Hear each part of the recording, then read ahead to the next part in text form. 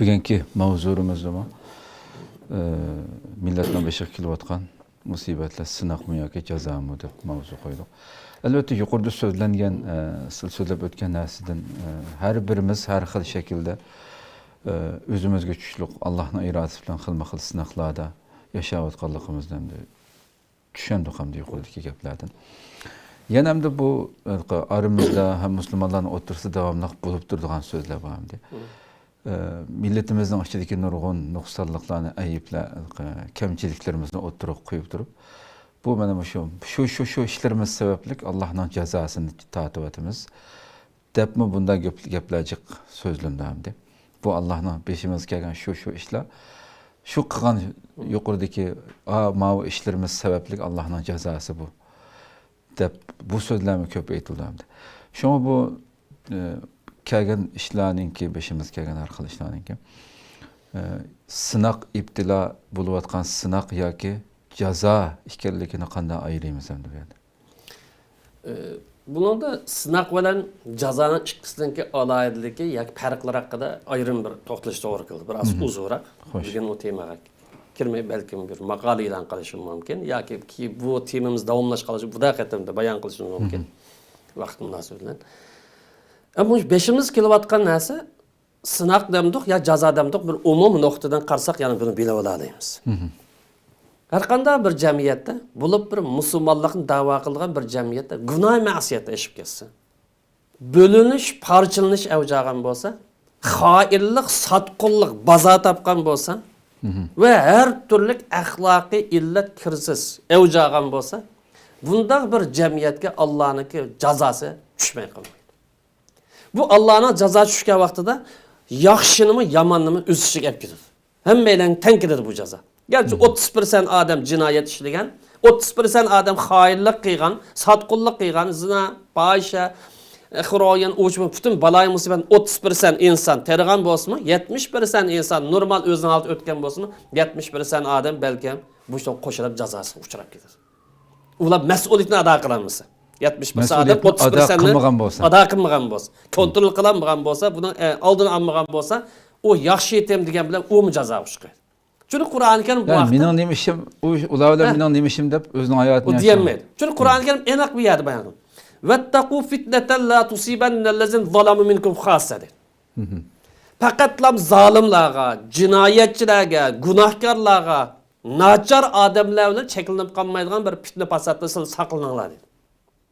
Bu yerda fitnadir. Bu fitna ijtimoiy bir fitna. Cemiyet karakterlik, millet karakterlik, devlet karakterlik bo'lgan bir fitna. Cemiyet tugmaydigan. Mesela sotqinlik, bölünüş, parçalanish, bir-birini e'tirof qilmaslik degan o'xshash, buning hammasi fitna bo'lsa. Bu fitna yuz bergan vaqtda jamiyatga ta'sir ko'rsatdi, millatga ta'sir ko'rsatdi, davlat ta'sir ko'rsatdi. Mush fitna faqat kim qilgan bo'lsa shuni cheklanib qolmaydi.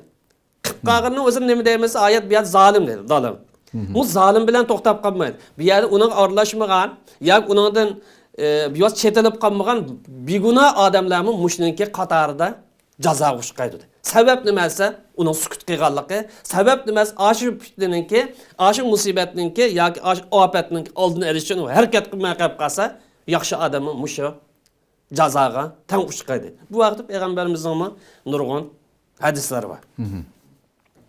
Mesela bu hadislerden bir misal alsak, Peygamberimiz şunday deydi. Fahisha, medisina olsun yoki boshqa bir nachar ishlar bo'lib qolsin, umum bir atal olsa, bir millatda avjagan bo'lsa, oshkora maydonga chiqqan bo'lsa, kangir tarqalgan bo'lib qolsa, bu millatda ilgirki millatlarda boshqa millatlar ko'rilib boqmagan ofatlar, kasallar maydonga chiqishga boshlaydi. Bir millatda iqtisodiy illat, jazonxo'rlik o'xshash, uğurluq o'xshash, aldamchilik o'xshash, tarozi bilan o'ynashadigan o'xshash yoki birisi o'zining manfaati uchun boshqalarni xohlagancha zulm qiladigan, adolatsizlik qiladigan bunday ahvol avjagan bo'lsa, bu yerda nima shu birda mustabidlik shakllanadi. Zolim hokimiyat shakllanadi. Hadisning oxirida esa qaysi bir jamiyat Allohga va Allohning payg'ambariga bergan va'dasiga amal qilmay qolib qolsa, Yeni varsa, Allah'ı peygamberi ve vasıtasıyla yeni varsa, Allah Teala başka bir milletini bulan musallat kıldı. Yani bu milletini başkalarınınki müstemlik asıl düşürüp koydu dedi. Demek Allah'ın yolda mağmısan, peygamberinin körsetmesi boyunca mağmısan, seninki tatılgan cazayın demediyse, başka bir milletninki, tacavuzcu, zalim bir milletninki kol asıl düşüp kaldı seni. Kolağındaki bay imkaniyet yoktup koysan dedi. Bu benim sözümüz, peygamberimizin sözü. Sallallahu aleyhi ve sellem başka bir düşmanını ulağa ilgi kıp koydu. Demiş ki Allah'ın yolda mağsa doğru yolda mağattı. Allah'ın peygamberinin yolda mağsa izzet şerif öyle yaşaydı. İzzet şerif öyle yaşaydı. Bu ilim merbetle atlattı. Özünün hakimiyeti öz egi oladı. Demek bir yerde sağlam bir yol, doğru bir yolunu kılmıqanlık için, nefsi xahişik belirgenlik için hidayet yoldan çetine. Satqulluq, hayırlık, bölünüş, hemmesi neminiz nefsi xahişik belirgenlik. Bir yerde mahkumluk çıkıp kalırsan. İçtimai kanuniyetimiz peygamberimiz sözü, içtimai kanuniyet. Yani peygamberimiz hadisinin ahirinde, sözünün ahirinde, qaysı bir cemiyette hakimleri adalet bilen hüküm sürmese, Allah'ın ve peygamberinin körsetmesi boyunca hakimiyet yürgüzmeye kap kalsa, bulan için içki uruş, içki tokunuş yüz verdi. Aktağlık, kartağlık ya ki Raşid Han Hoca ya ki bedevlet ve hakeza. Bizim tarihimizde bunun misallarcık. Demiş ki bu içki tokunuş, içki kurallık, içki kallık uruş demiş yüz verdi olsa, hakimiyetinki zalimlikten, adaletsizlikle yüz verdi o değil. Bunun koşuş peygamberimizdeki netçiliğin enak bayalları var. Kur'an-ı Kerim'de bu vaxtımı netçiliğin körsetmeler var. Bu misal tarihinde iki bir ayet bir hadis küpayelimiz. Ama bunun asasen bir cemiyette naçar işler, yaman illetle evcasa, bu naçar işlerini yaman illetten tüzsediğin, ıslah kıldığın bir ekim, millet karakterlik, kollektif karakterlik şekillenmeye kapkasa, Xoş. o yekki üye bir yetkili küpay kılmayın. Kollektif karakterlik küpaylanmaya kapkasa, o vaxtda bu cemiyet kıldığın musibet, xapılık hem belenini tam özlük şey yapmadı. Mesela bizim vatanımız misal kalaydı. Mançişehir var diyeyim. Buna bir şehirde islahat ep verildi. Kağa yer karsak hemmisi islahat yok. Özünün naçar hali bilen, hata örüp adetler bilen, hata kılmışlar, günah masiyet çömüp ketken, satqulluq, hayırlık, bölünüş degendek. Kağını idare kılalım, idare kılalım. Kollektif şekilde hem yerde islahat çıkışlar. Hem yerde özünü ıslah kılış ve başkalarını ıslah kılış. Bu ekim şekillenmeye kalsa, bu hapalık hem meylen tek olur. Çünkü Peygamber aleyhisselam لَتَعْمُرَنَّ بِالْمَعْرُوفِ اَوْ لَتَنْهَوَنَّ عَنْ مُنْكَرِ Sizler İçtimai ıslahat. Emr-i ma'ruf'un maksat içtimai ıslahat, siyasi ıslahat ve başka ıslahat. Demek kandağılık bir yaxşı olup kalsa, onu kılırsa, yaman işi olup kalsa, onun aldığını alırsa.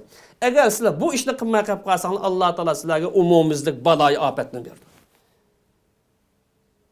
Umumizlik beşinlağa bala keledi. Dua kıysanlar mı? Sizler sebebini kılmaganlık için, emr-i ma'ruf'tan ibaret en çok bir perisel karganlıklar için dua yığılam icabet olmaydı. Biz bunu müşkünne beşimizden keçirip tamlıqsı keçiriyoruz. Emr-i ma'ruf yok. Yani cemiyetin ıslah kılış için bedel töleş, vakit çıkırış, pul çıkırış, fikir çıkırış, akıl çıkırış, barlık imkanı çıkırış. Yani mesuliyet ruhi yok. Çoğunda küçükte hemimizin. Bu bulmaya kapıp kalsa, endi bir hata olup kalsa, yani enik aşkar bir hata olup kalsa, onun takabıl turulmasa, o pişli pasatla, o naçar iş takabıl turulmaya kapıp kalsa, bu millet ki nemi yağıda olsa, Allah tarafından caza ketişine yakın. Bu vaxtda, bu caza kelgen vaxtda dua kısalımı sizler iş kılmagan diken, sebebini kılmagan diken, mesuliyetsizlik kıygalı, ansızlık kıygalı için dua yanım kabul olmaydı. Demek eklanlarını tepanlar, uşunlarını tepanlar deydi. Endi bu yukarı delillerine asasen biz hazırki özümüzdeki ahvalıga, yurtumuzga, vatanımızga bir tatbiqlab bakaylı. Kısqacha adet. Vatanımız qarsak bir musibet altida, xorluq altida, mahkumluq altida. Muşning yetken musibetler, muş holatga kelgan nasl nima desa, tabiiy holatda balkim nurg'un insonlar bo'linish deb javob berish. Parchalanish, ittifoqsizlik, hainlik, satqulluq, mas'uliyetsizlik, angsizlik deydi. Muş narsani hamiz avjaldimi yoki qisman ishlam. Bo'linish. Bu her taraf qarash lazım. Aqida jihatga bo'linish. Musulmon dinsizlik. İçtimai jihatga bo'linish, siyosiy jihatga bo'linish, iqtisodiy jihatga bo'linish, to'g'ri yo'lda mang'an, haromda shug'ullangan, hamma tarafga bo'linish. inoqsizlikning doirasi, sotqinlikning doirasi, xoinlikning doirasi, mas'uliyatsizlik, ongsizlik, nodonlikning doirasi qarsak bu yomon. Avj oldimiz, avj oldi. Buni bir 4-5 odam bilan to'xtatgan olmaydi. Cheklab qo'ygan olmaydi. Qaraydigan bo'lsak, Alloh taolo bizga ato qilgan eng cho'ng ne'matimiz vatan ne'mati. Iymondan qapqasi eng cho'ng ne'mat vatan ne'mati. Iymon albatta birinchi ne'mat. Allah bizga ato qilgan iymon ne'matini qo'limizdan tattirib qo'ydik. Bizga bergan qo'limizdagi narsani saqlayolmadik, tatqizib qo'ydik. Vatanni tatqizib qo'yishdan iborat bu xafalık, bu musibat, tragediya to'xtab qolmay, uning ustiga qatma-qat xo'rlikning ichida, qirg'inchilikning ichida yashadik, yashab keldik. Bu reallikmi desa, bu reallik. Buning sababi nima? Allah bizga iymon ne'mati berdi. Allah şükür. Vatandan ibaret büyük bir ne'matni berdi. Bütün boyliqlari bilan, imkoniyat, sharoiti bilan. Buni qo'ldan ketkizib qo'ydik. Buni bilan kifoyalanmay, vatandan ya musodir qilganlik bilan to'xtab qolmay, uni bilan birlikda nurg'un jonlarimizni oldi. Nurg'un mollarimizni oldi, nurg'un aqlimizni oldi, nurg'un izzat sharafimiz vayron qildi. Ishni qilib hozir butun ruhiy dunyomizni olmoqda. Buning sababi kim? Allah'ın takdir qilib qo'yganlik uchun. To'g'ri, bu dunyoning qonuniyati Allah'ın takdirsiz bo'lmaydi. Lekin Allah'ın takdiri nima? Biz bilmaymiz. Mush ishqi sabab bo'lgan bir qonuniyat var. Allah biz ko'z qo'ygan bir qonuniyat. Mushunda bir holat vatanning qo'ldan ketishi, mahkumlik, xo'rlik, tragediyaga duch kelishda sababsiz kim? Biz sababsiz. Aniq. Balkim dushmanga uning buning atimiz. Bu düşmenge sebep yaratgan, şarait yaratib bergan, maslashgan, hamkorlashgan, ittifoqlashgan, og'ini birodar bo'lgan, do'st qator qilgan, qator o'tirib ichib bergan voqeadan nurg'unlagan bir yerda illat ba'mutsi bor. Chunki Alloh taolo bizga ato qilgan vatandan iborat bu buyuk ne'matni agar bizda bo'linish bo'lmagan bo'lsa, ittifoqsizlik bo'lmagan bo'lsa, xoinlik, siyosiy xoinlik bo'lmagan bo'lsa, ijtimoiy sotqinlik bo'lmagan bo'lsa, kollektiv holat mas'uliyatsizlik bo'lmagan bo'lsa, ijtimoiy ya kollektiv shaklda ongsizlik bo'lmagan bo'lsa, bu ne'matni bizdan tatib olmaydi. Chunki Allohning qonuniyati aniq. Allah bandasiga zulm qilamdi, zulm qilmaydi.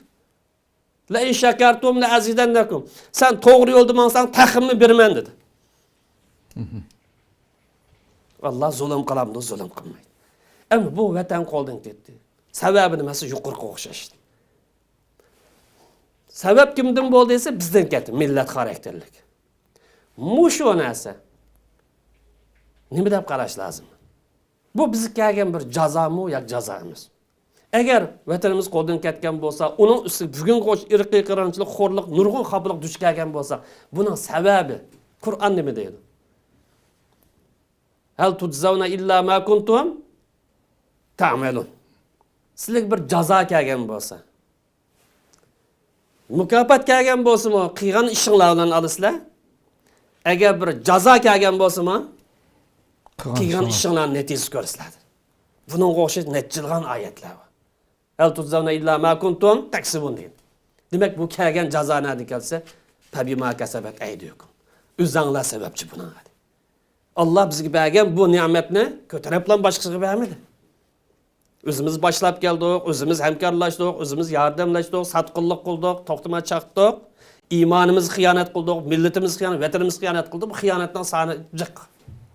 Bu millatimiz duch kelgan eng cho'ng illat birinchisi xiyonat, ikkinchisi bo'linish.